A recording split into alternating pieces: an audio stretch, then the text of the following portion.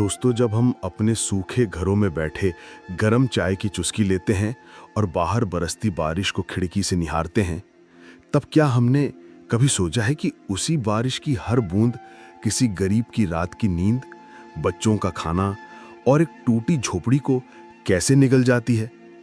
आज मैं आपको एक ऐसी ही सच्ची और दिल को छू लेने वाली कहानी सुनाने जा रहा हूं, जिसमें बारिश सिर्फ पानी नहीं बल्कि एक अभिशाप बनकर आई थी। तो कृपया इस कहानी को अंत तक सुनिए, और अगर आप ऐसी ही यथार्थवादी और दिल से जुड़ी कहानियां सुनना चाहते हैं तो हमारे चैनल को सब्सक्राइब जरूर करिए। आपका एक क्लिक हम जैसे कहानीकारों को हौसला देता है। गांव का नाम था बेलापुर, एक छोटा सा गांव जहां ज्यादातर लोग या तो खेत मजदूरी करते थे या फिर शहर जाकर दिहाड़ी मजदूर बन जाते थे। वहीं गांव के एक छोर पर बसी थी रामू की झोपड़ी। रामू उम्र करीब 45 साल, चेहरा सूखा, आंखों में उम्मीद कम और चिंता ज्यादा। पत्नी सीमा और 2 छोटे बच्चे, राजू 7 साल और गुड़िया 4 साल। रामू कभी गांव में खेतों में मजदूरी करता, कभी लकड़ियां बीनता और कभी-कभी शहर के निर्माण स्थल पर ईंटें ढोता।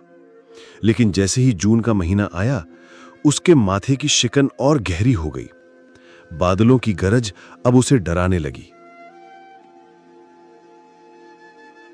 बरसात का पहला दिन। पहली बारिश जब आई तो बच्चे बाहर कूदे, नाचे, मिट्टी में लोटे। लेकिन रामू की नजर तुरंत अपनी टपकती छत पर गई, जो बोरे, प्लास्टिक और टाट से ढकी थी।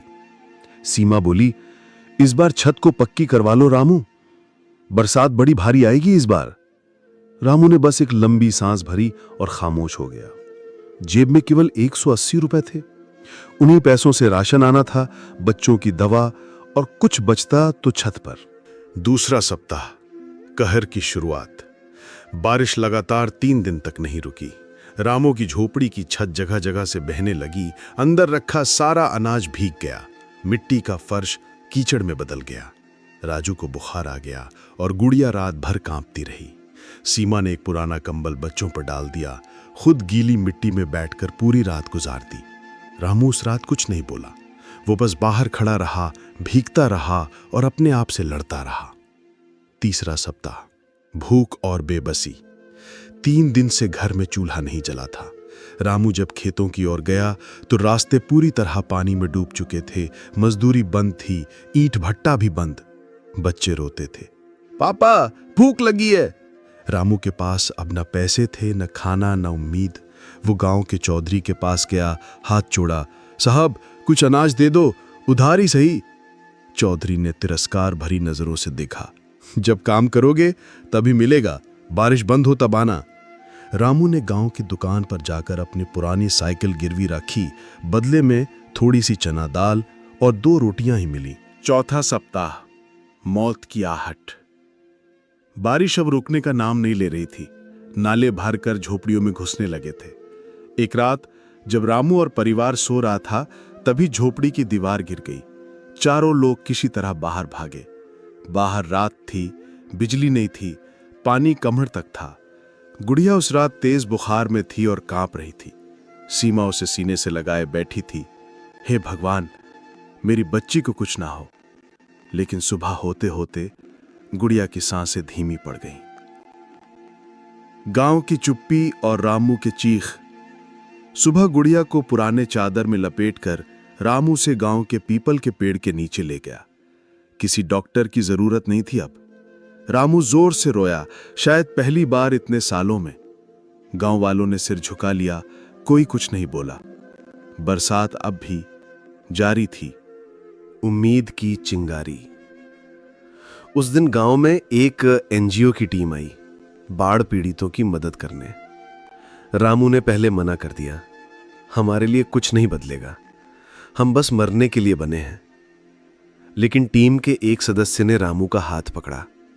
नहीं रामू भाई, अगर आप हार गए तो राजू भी हार जाएगा। उन्होंने खाने के पैकेट दिए, दवाइयां दी और बताया कि झोपड़ियों के लिए अस्थायी प्लास्टिक शेल्टर बनेंगे। रामू को पहली बार लगा, शायद अब गुड़िया की मौत बेकार नहीं जाएगी। उसने एनजीओ की टीम के साथ मिलकर बाकी गरीब झोपड़ीवासियों की मदद करनी शुरू कर दी। अंतिम संदेश। आज रामू गांव के उन लोगों में है जो गरीबों के लिए आवाज उठाते हैं। राजू अब एक स्कूल में पढ़ता है। सीमा अब गांव की महिलाओं को बारिश में खुद की सुरक्षा सिखाती है। लेकिन हर साल बरसात आती है और न जाने कितने रामू, कितनी गुड़िया और कितनी सीमाएं उसके बहाव में दब जाती हैं।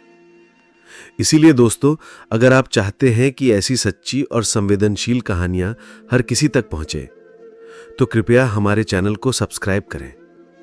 आपका एक क्लिक किसी रामू को आवाज दे सकता है। लेखक का संदेश। गरीबी में बरसात सिर्फ एक मौसम नहीं, एक तूफान है।